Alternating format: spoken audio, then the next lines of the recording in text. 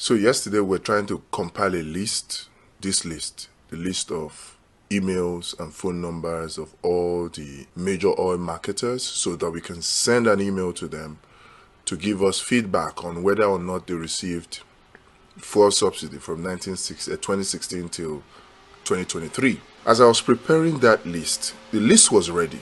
In fact, we have drafted the email, just about sending the email when I got a message from a friend of mine. And when I opened the message, what I saw really shocked me and annoyed me.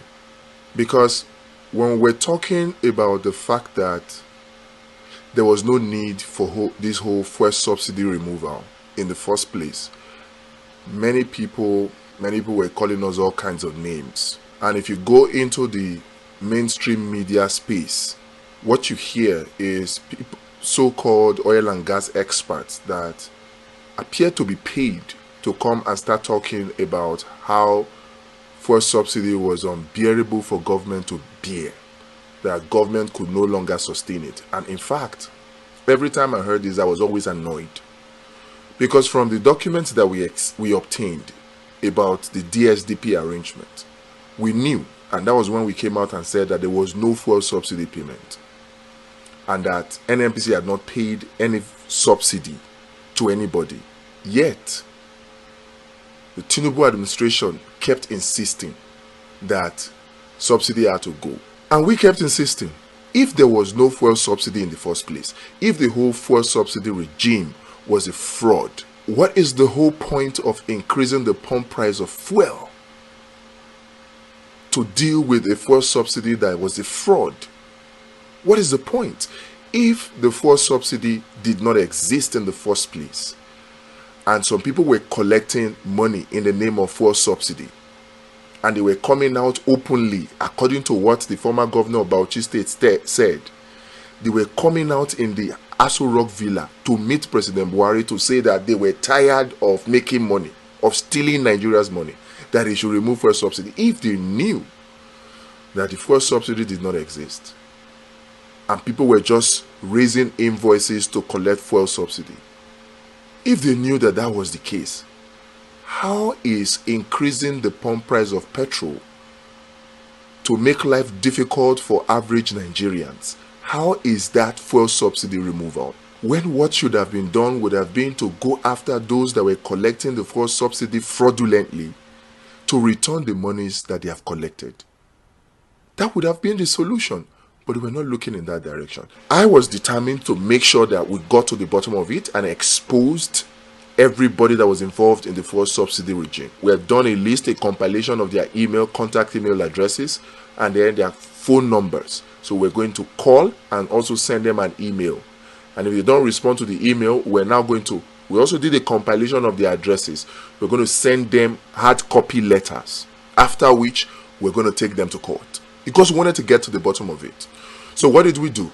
Right at the point where we're about to send the emails was when I got this message about a probe by the House of Representatives. The House of Representatives ad hoc committee investigating the subsidy regime payments from 2013 to 2022 has said that the profiles of 23 oil companies trading in Nigeria are not known, according to data from the Corporate Affairs Commission. The chairman of the committee, Honorable Mustafa Ibrahim Aliyu, at the resumed hearing of the committee with a couple of oil companies in attendance to explain their role in the deal with the Nigeria National Petroleum Company NNPC Limited, said that they have serious questions to answer. Aliyu, who read the list containing the names of the individual companies, explains that a communication from the Corporate Affairs Commission, CAC, on the request of the committee came back without any information on the affected companies. At the bottom of that document was a statement that was shocking to me and annoying to me.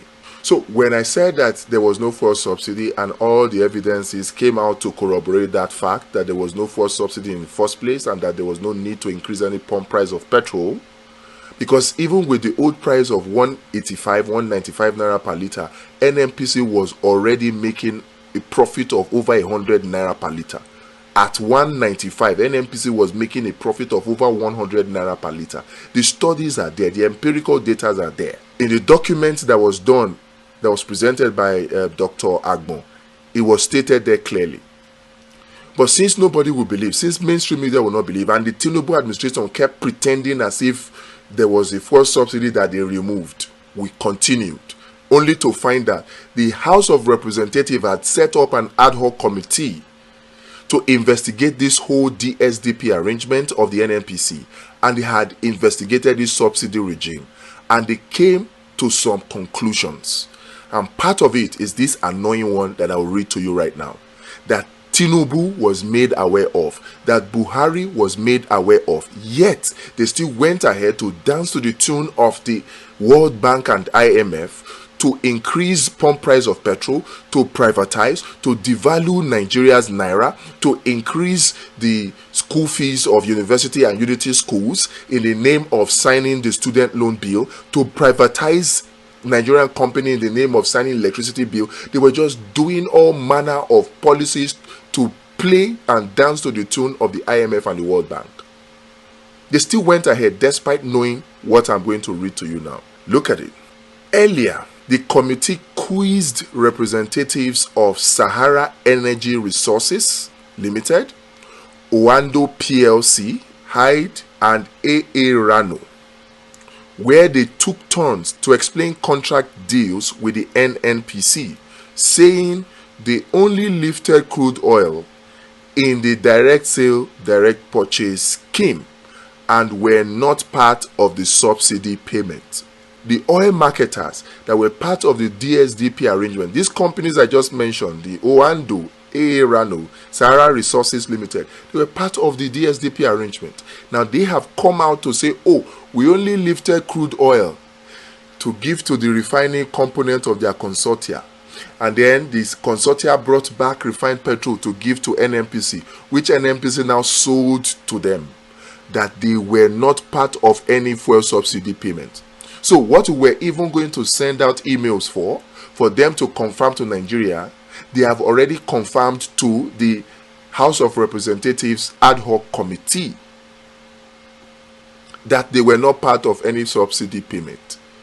So the House of Representatives already knew. The chairman of that House of Representatives, Honorable Mustafa Ibrahim Aliyu from Sokoto State, is still a member of the 10th National Assembly. He's still there. The whole National Assembly, they were aware that there was no fuel subsidy payment made. They were. Oando PLC is headed by Wale Tinubu, Tinubu's nephew. Definitely, Tinubu is aware. From what the former governor of Bauchi said, Buhari is aware. So, Buhari is aware, Tinubu is aware, and they still chose to increase the pump price of petrol in the name of fuel subsidy removal that did not exist. How wicked can a person be? How wicked can a government be? How wicked? Tinubu knew that there was no fuel subsidy made. Tinubu knew. APC knew. In fact, PDP knew. The members of this 10th NAS, they knew. They were the ones that conducted the ad hoc committee Senate hearing to prove fuel subsidy regime. They were the ones that conducted it and came up with this conclusion, where they were told categorically by Sahara Energy Resources, Oando PLC, AA Rano, that they were only involved in lifting crude oil in the direct sale, direct purchase scheme, that they were not part of the fuel subsidy payment. These are the same major marketers whom NNPC claimed that they paid subsidy payments to. These same oil marketers have come to say that they did not receive fuel subsidy. They have come out to exonerate themselves. So if the marketers that are responsible for this DSDP arrangement say they did not receive fuel subsidy, who then did NNPC pay fuel subsidy to? Who then did the federal government pay those 4.2 trillion in 2022, the 3 trillion in 6 months of 2023, the 3 trillion of 2021, and the 1 trillion of 2020? Who did they pay those monies to? And rather than go after the people who fraudulently collected those money, the Tinubu administration thought it best to punish Nigerians by increasing the price of petrol just to please the IMF and the World Bank, making Nigerians go through untold hardship, unnecessary hardship. We demand justice. The price for the pump price of petrol must be returned back to 195 naira, at which price the NNPC was already making 100 naira profit. It must be returned to reduce and reverse the inflation. If the Tinubu administration has any iota of humanity left in them, they should revert it and rather go after the people that have fraudulently collected this so-called fuel subsidy payment. So the Tinubu administration, if you have any humanity left in you, if you're not just wicked and just enjoying the suffering that you have brought upon Nigerians unnecessarily, then you should revert the price of petrol back to the original 195 and go after these rogues that were collecting money for subsidy payment for fuel that never existed.